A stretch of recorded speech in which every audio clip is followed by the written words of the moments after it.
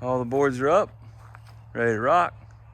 We got to add some Simpson strap, which if you're not sure what I'm talking about, that's the strapping right here. What we do is we stick it down one board, under the cupping, and I'm gonna actually twist this and go straight up on this backboard. So both boards, one on each side of the cup, are going to get strapped down with one strap. It's gonna take 6 of these sets of holes. And then if you just went one on each side under the cup and back up, it would take 5. So total of 10 for each cup, you know, one on each side for each board. So 6 versus 10, saving some strapping, because this was 25 feet and it was $36 or $7. So not cheap, but it ought to be there. I'm probably not gonna do every single cup. I'm just gonna do maybe every third or every fourth board up, you know, going in. So we'll see. I haven't decided yet. I may call the engineer buddy that designed the building for me and see if he'll give me some kind of a special pass, because it actually says on the plans that every single board that does not have 4 screws in each end needs to be Simpson strapped. Well, the very ends have 4 screws in each end because the board went the whole cup. Well, the ends is what's going to pop up in some heavy wind, since it's going to be enclosed. You know, if anything gets just under the lip, the ends are going to pop up. So these ones in the middle, theoretically anyway, are not going to pop up because you're not going to have enough pressure inside just to pop it up in the middle. So that's why I don't want to go every single one of them. But we'll see what it lets them get away with. I had to pull a permit since I am in a subdivision, and the permit requires me to go exactly by the plans unless I can get some kind of a waiver for it. So we'll see what it lets me get away with. All right, in true new YouTuber fashion, I've already gotten started on what the next step is, putting these straps on. So these straps, it called for Simpson straps, which are a lot wider than these, but these are a whole lot cheaper and they'll do the same thing. Actually, I called the engineer to make sure that I wasn't messing up on it. He said, no problem, use those. The only reason they couldn't call for those is because they don't have a Florida approval number, but by the time you start taking the 4 screws out of these ends, plus the straps off and all that, you've got bigger problems than if your roof comes off, I think. I don't think the house roof will last as long as this one is. We're really bulletproof in this roof. So, all we're doing, sorry for the wind noise, we're up high. We are screwing that side in. We are bending it down around, and I'm actually hitting it with a hammer to kind of shape it. You can see how that one is a little more square at the end. Hitting it with a hammer, bending it down around, and it'll reach up to about right there, putting another screw in. That way we have screws in the top half of the board, not just the bottom half of the board. So, hopefully that stands a whole lot more wind, and if anything was to happen, it would be the tin blow off the top and not the framing, and I can put tin on a lot easier than I can reset trusses and boards. So the plan is to do it on each gable end. So this end all the way down and that end all the way up and down. Do it all along the edges on each bottom. And then on these 2 boards right through the middle. And that ought to pretty well bulletproof the top. And I haven't quite figured out how many of these straps I'm gonna do on the lean-to, but I'll probably do more than that because the building is gonna be enclosed, so you won't have as much air pressure pushing up and out for the roof, but the lean-to will not be enclosed. So for instance, if a hurricane hits us, at the top of the hurricane, you got east winds, and at the bottom of the hurricane, you have west winds. Well, that's facing the west that way.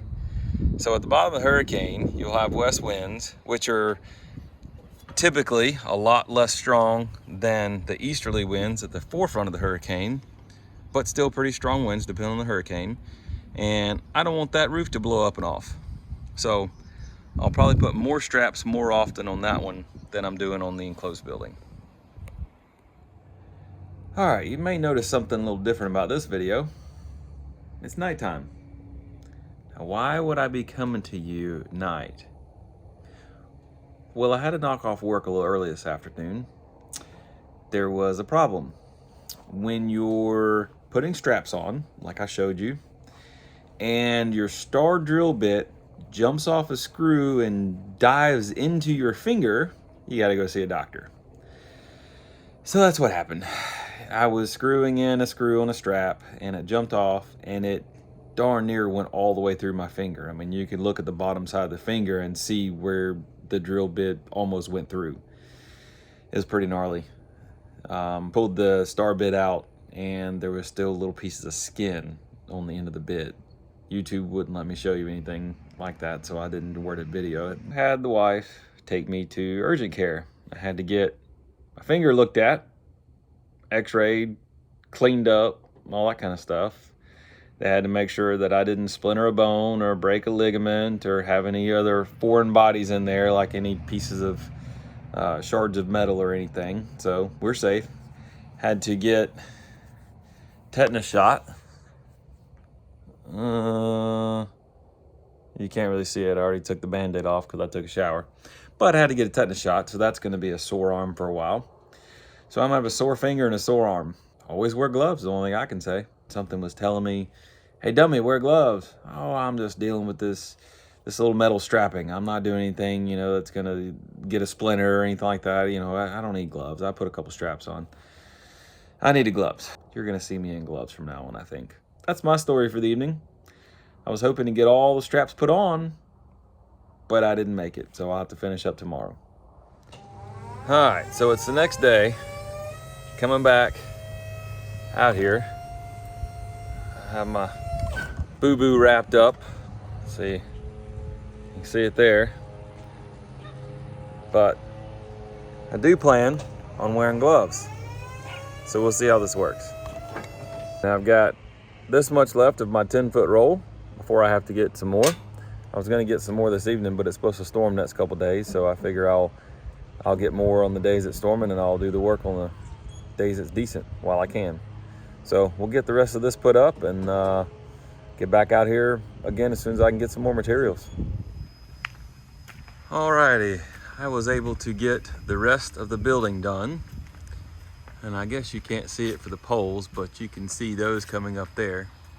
So the outside of the building, all the way around, all 4 walls, so to speak, up the gable end and back down, plus 2 boards right in the middle, as you can see there, all the way down. So that ought to make it pretty sturdy. I have not started on the lean-to yet, but I figured out what I'm going to do. I'm going to do this whole side and the other end, all the way down there, that whole side. I'm going to do the top all the way down. I'm going to do the bottom all the way down. And I'm going to do the 3rd board from the top. So 1, 2, 3, 3rd board. And the 4th board from the bottom, because those 3 are kind of together. So 1, 2, 3, 4. So then there'll be a board in the middle. And that will hold the center very well, and it will hold all 4 sides, kind of like we're doing with the building itself. So I believe that should make it pretty bulletproof, windproof in this case. We're getting there, slowly but surely. We're gonna be ready for a roof soon. So in the last segment, I was trying to explain exactly where I was going to put straps. So the end one, of course, the 3rd one up, and then the next one. And that gives quite a bit of downforce on the outside that's going to lift the worst. And then come up and that one, which is the 3rd one from the edge here, and then the top. So we got 1, 2, 3, 4, 5 boards that are going to be tied down with these straps. So theoretically, that ought to be pretty strong. So I've got this 2nd truss done, and then of course on this end truss I put straps on every single one of them, so they all have it. So 2 trusses done, and I've got 3 more to go. And the strapping is on. that bay. It's on that bay. It's on that bay. And well, it's on the inside there. So all the strapping is on the enclosed part of the building, and now the lean-to. Everything's ready to go. And this will be the second week in a row that we try to put the roof on. Friday it rained us out, and so we're gonna try again this Friday, and it's supposed to rain again, so we'll see. We'll figure it out. But anyway, to a stopping spot now. Waiting to get the tin on the roof.